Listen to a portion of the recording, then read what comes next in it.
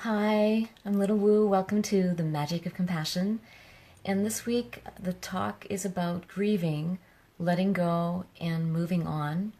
I just received this question a few minutes ago. Thank you so much for that. At this time, I'm aware of, the loss of a wonderful soul in this community that I'm part of, and there is a lot of grief and shock and a lot of people needing to go through this emotional landscape right now. But at the same time, there's a lot of people who are moving through relationship shifting, changes, major changes in life. And so those are all different kinds of transitions that might cause us to feel this sorrow or grief and needing to experience the art of letting go and the art of being able to move through this chapter gracefully into another chapter. And so this art of grieving and the art of letting go, it is actually something that we all need to learn. And it's not something we learn in school. We often are not taught how to process our feelings and not taught the art of surrender, the art of releasing something that has come to pass.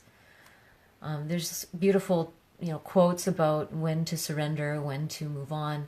But when it comes down to it, there is always a sense of, this is something that I've cherished, and now it's changed, or now it's different, or now it's gone. And how do we make peace with that? How do we continue, and how do we transition from this place of what was to what is and what shall be? And so grieving is very natural, and I know that those tears are also tears of joy, not all of sorrow.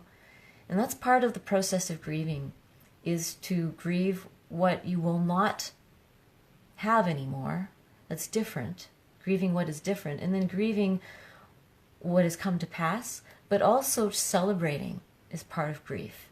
A lot of those tears are memories of so much joy and all the things that you cherish about someone that may have changed or is no longer available. And so this grief comes with a lot of joy in it too. And so that's part of the art of breathing, is to celebrate. And I love how a lot of memorial services are now called celebrations of life. And that's a beautiful transition and expansion of our consciousness around the loss of someone, whether it's through death or through shifting relationships, through changing relationships. There is a very powerful point of grief that must include celebration. And so if you're going through a grieving process right now, you're going to move through both of those states where you're going to grieve what you won't have access to anymore. You're going to grieve what is no longer possible. There's some things, whether someone has moved away or someone's no longer available, there's something that's no longer possible. So get to the heart of that. What is it that's no longer possible? And let yourself feel the grief of that. And create a safe space for grieving. And so everyone has a different idea of what safe space is for grieving. Some people, they'll need to grieve in private, and you need to honor that. So what kind of privacy can you create for yourself? And then some people will need to grieve with friends, or in a safe place with maybe a therapist or a confidant, or a spiritual guide. So there's all kinds of different safe spaces, whether it's a temple, a church, or your own home, or in nature on top of a mountain. Well, for me, I've grieved many times by the ocean. And that to me is a sacred space for releasing, and the water really helps move that energy. So I've sat on the shore of the ocean where the waves come breaking in, where I can feel the solidness of the land and the safeness of the land, but the movement of the water over me helps me grieve. So that's where I've gone to grieve, is by the ocean. And so that's one of the first tips, is what is a safe space for you to grieve? And once you've created that space and found that space, make sure you have enough time in the space so that you're not rushing your grief. For me, I've often set out a whole day just for this practice of grieving.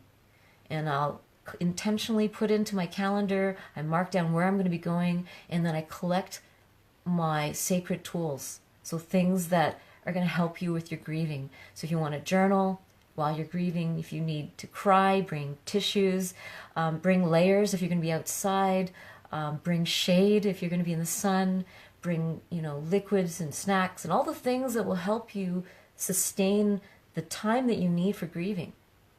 Make sure that you can, have a washroom nearby. There's all these things that feel like really practical that will help you be comfortable in the discomfort of your grief. And so when you set out your grieving day, not everyone needs a whole day, but I really recommend taking a day out to do this work. And you might need many days, but at least set aside one full day for you to meet your grief.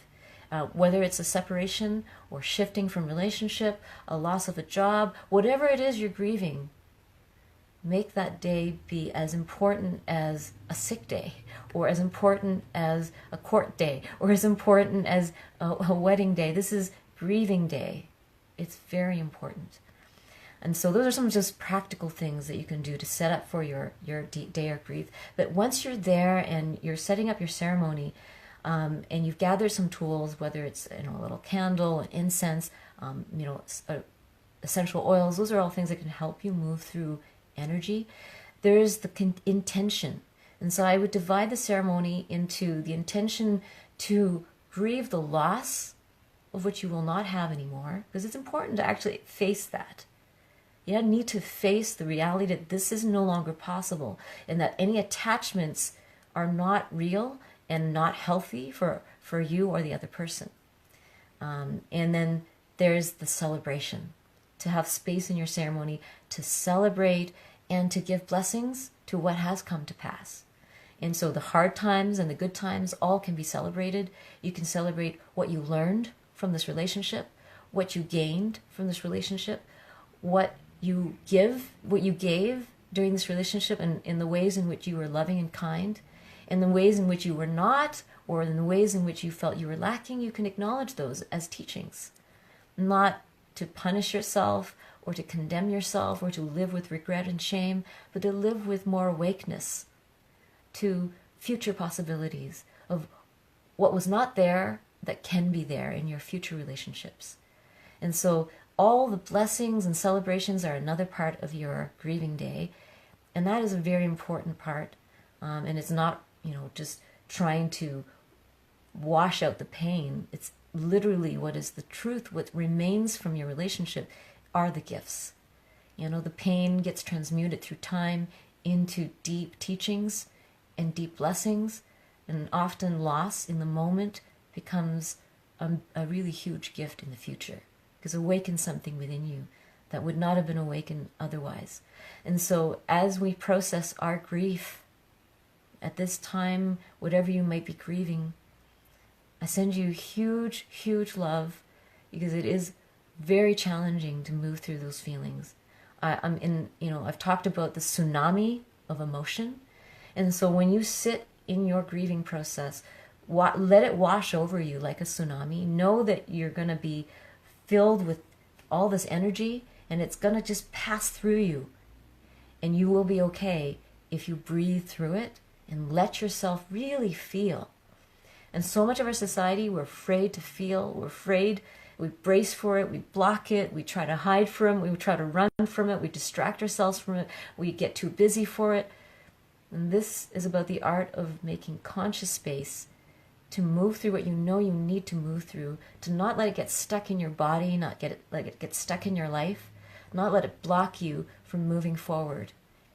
Meeting your grief allows you to move forward, allows you to let go.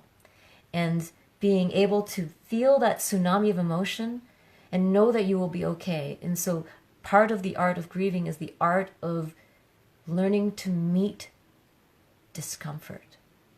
And sometimes when I've worked with people in private sessions or in groups, that's one of the greatest gifts that we can give each other, is the art of moving through discomfort together.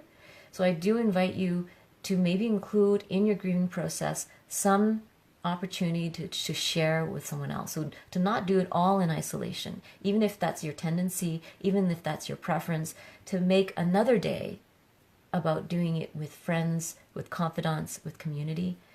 And that's something that I'm considering. How can I create a safe space for others and myself to grieve together? And we don't have enough of these rituals. We do have memorials and celebrations of life, but what about for a shifting of relationship, or letting go of a job, or letting go of something in our life? You know, sometimes some of us have gone through surgery. We're letting go of a part of our body, perhaps. How do we create a ceremony for ourselves and to be shared with our loved ones, to share this grief, to hold space for each other? And so that is a question I'm going to ask you as you move through your grieving process, of how you wish to celebrate, how you wish to grieve. Do you wish to do it? How are you going to do it alone, and how are you going to do it with others? I hope that you will be able to find that sacred space this week if you're moving through something, to not put it off too long, to make it as important as your job, as your family. This grief is real and it needs to be met. And I honor you for your courage to meet this grief. Thank you so much for joining me. If you're curious about my one-on-one sessions, workshops, or online classes, visit littlewoo.org. Lots of love.